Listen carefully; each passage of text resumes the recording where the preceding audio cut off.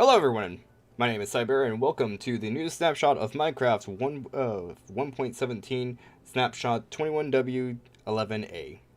Today we're looking at the new things that got added in here, starting with the Waterlogged Lightning Rod. So this was supposed to be added in the last patch, but is now actually functioning this patch here, so now we can waterlog our lightning rods. So just nice little quality of life change there to have more blocks that are not full-size blocks, being able to have the waterlogged property to them. So you could probably use that for some sort of decorations things, but that is a thing that is now able to happen here. Moving on from there, we now have oxidation removal here for our copper blocks. So beforehand, your copper blocks here, they would only be able be able to oxidize, and you couldn't revert from that. So starting here, we are now able to remove the oxidation here with right-clicking of the axe. So the axe now has more functionalities. Aside from just stripping logs to have strip logs, we can now remove the oxidation from our copper blocks. Now that was just I believe that was the weathered copper. I'm not too familiar with the terms are for it. Exposed one. Next one's weathered. This one's weathered here. Now let's find out. Does it go back all the way to stage 1, or does it just go up a stage? It goes up a stage. Okay, so you would have to strip it use your axe multiple times on any higher weathered tiered blocks to get back to the original tier. Aside from being able to just remove oxidation, we can also remove the wax off of these blocks. So all of these are waxed variants of the blocks. So I'll just grab them here. Yep, so these are all waxed. You got the waxed just regular block copper, the exposed one, and the weathered copper. So we'll go ahead and toss those out, and then boop, boop, boop, and you see it gets a nice little particle effect there, showing that you have removed the oxidation, or not the oxidation, for the wax from them. So as you click them now, they're now no longer wax variants. Moving on, we can also have new variant ways of waxing the copper. That's sweet. Back there. So you no longer have to craft it in your inventory as it was before. You just now take your honeycomb block and you apply the waxing just from your hand here. It will consume the honeycomb when you do the waxing here for it, but since I'm in creative, it doesn't eat it up here. But as you can tell now, these are now weathered. They're the waxed variants of the blocks. And then just to improve that, just clean them all off. And then re-grab them again. Yep. And then, yep. There we go. So now you can wax and unwax all of your copper blocks. You can also, aside from just applying it by hand, can also do it while they're above dispensers, next to dispensers. Dispensers will now apply the honeycomb in it to them. So obviously if you have the dispenser in the middle, power in the middle, when it will also activate the ones nearby it. So all three of these got waxed at once, as you saw by the particle effects.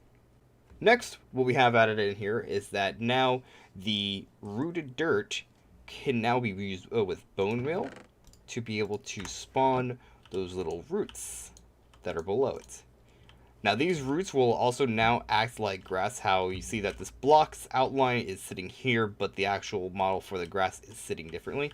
The roots now do something similar here for it. So you can see how it's not centered in the block, but they aren't all in the same positioning. So they will move their positioning here. So you can grow now your hanging roots off of the rooted dirts, and they will also spawn like regular other plants for it too. Moving on from that, we now have new amethyst drop rates here. They drop different amounts of amethyst crystals when they're fully grown, depending on what you're using them. So we're going to switch ourselves over to game mode. Actually, I don't have to do that. I forgot. Survival. All right, so we'll get ourselves on over to survival here. So if you break them by hand, you're only going to get, I believe, about 2. So there you go. Got 2 amethyst shards. But then if you break it with a pickaxe, you'll get 4 of them. But that can also change if you also have fortune on that pickaxe. So we have a fortune 3 pickaxe. So let's see what it drops here for us. It looks like we got unlucky and only dropped 4. Let's switch ourselves back to creative mode. Boop. And get more amethyst and see. I can't spell amethyst. It's also like early in the morning too when I'm recording this, and I have not slept. Ooh, these are pretty sounds. I've not actually played with these. They actually hear these sounds. Toss. So let's do that, and then get ourselves back into survival mode. Let's see. Does this one get more? Nope, only 4. That one only gave 4. That one gave 8. That one also gave 8. Okay, so you can get up to... Did that give me just 12? I think that would give me 12. Let me put these away so I don't accidentally... Yeah, you can get up to 12. Oh my. Now it's just consistently giving me 12. That was weird. So if I break more at a time, that it gives me more? Okay. Well, you now have ways to increase your collection of amethysts. I don't know what you're going to really want amethyst for. It's not really used for much except for, I believe, building the telescope. Which, I mean, that in itself is useful, but collecting a lot of it doesn't seem to be too much useful except for maybe some design blocks.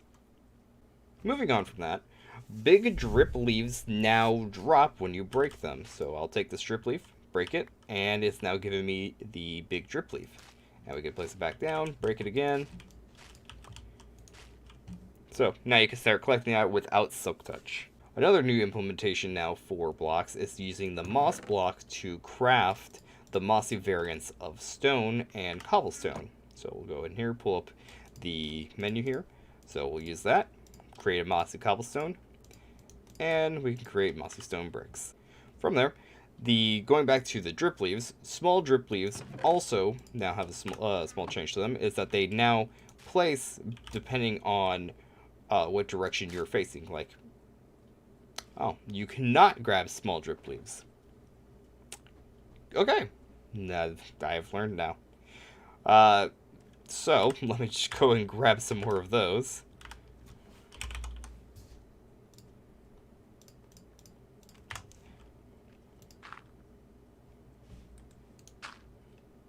Alright, let's try that again. So, drip leaves will now be rotational like many other blocks here. So you can see that that leaf now is turned differently. If I go spin it back here, so that leaf will follow to wherever my face is for it. So it will just turn based on that. Another new thing now that copper can also have is that when it is struck by lightning, it will also do the same as if you used an axe on it. It will reverse its stage. Now, this one will happen not stage by stage. If it gets struck once, it won't just revert it to the previous stage. It can reverse it all the way to its beginning stage of a copper block here. So here we got weathered copper blocks. Was it weathered? No, these are oxidized copper. So we got oxidized copper blocks here.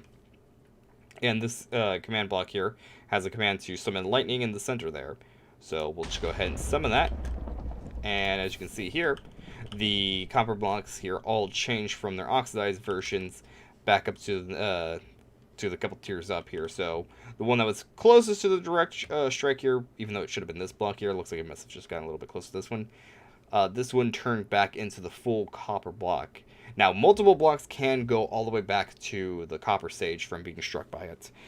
We can try that out here. We'll just go ahead and grab this and reset this test for it. And just go ahead and... There we go.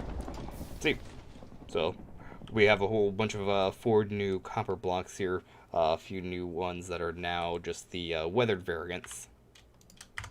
But yeah, now you can now if you have lightning strike your house, your copper roofs will potentially go back to being normal copper or higher tiered versions, or not higher tiered versions, earlier tiered versions of the copper.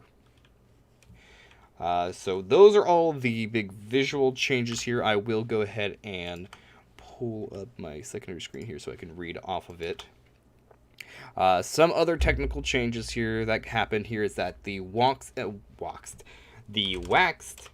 copper blocks will now break it down into 4 copper ingots here. So We can now take that block of copper, break it down into copper ingots, and then we can, just recraft it back, but it won't be the wax variant. So you don't get waxed ingots from breaking down the wax variant of the blocks. They also did tweak the size of the caves. We can go ahead and probably look at that later here. They did re-increase the amount for the diamond ore spawning. No new big changes, it looks like, though, since there was nothing that was added in for anything for showing off the new ore generation photos, anything like that, so I got nothing to show you on that. Let's see here. Looks like those are the only other ones that weren't able to be showing off in game. We do also have a technical change too, which adds a new F3 command, which is F3L to generate and persist performance metrics from in game. I did do it, but I didn't check it out of what it looks like. So let's see. I did open up the menu. Yes, I did do the bugging here. It does have it, but it doesn't have a link into it, so I can't just open it up here and look through it. I have to go into my app data folder to find that information to see what it does provide to it.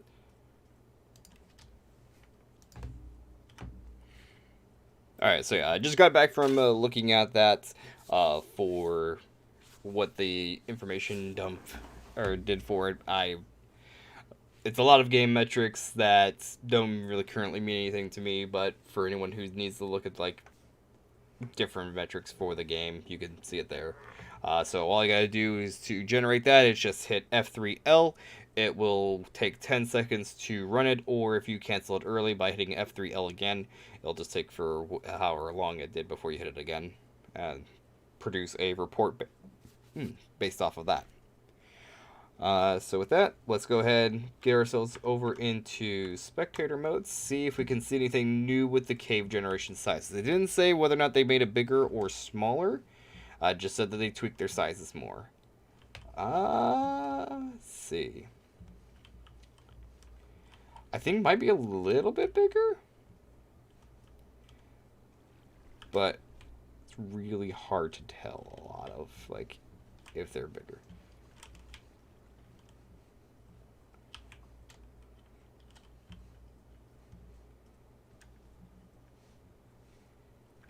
Yeah, they do look to be a little bit bigger. Just a wee bit.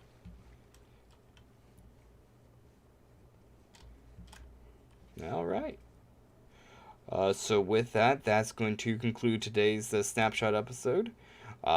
We went through all the different types of new interactions we have with the blocks. No new blocks were introduced into this version of it.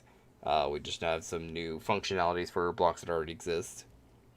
Some minor game tweaks to the cave developments, and the new feature for running reports. So with that, I do hope you guys enjoyed. I will see you guys in the next one. Bye-bye!